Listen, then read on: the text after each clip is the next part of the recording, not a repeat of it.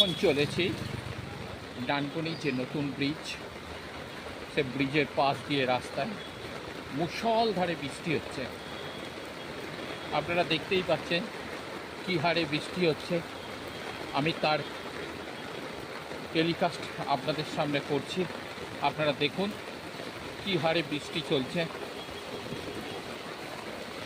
আমি গিয়েছিলাম পড়াতে, কিন্তু এই বৃষ্টির মধ্যে আমি চলে আসতে বাধ্য হলাম।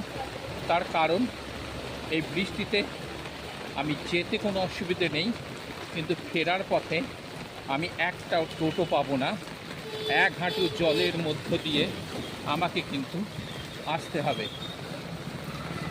দেখতেই পাচ্ছেন কতখানি রাস্তায় জল অটোমেটিক্যালি দাঁড়িয়ে গেছে। আমি সেই জলের ওপর দিয়েই হাঁটছি, দেখুন খালি।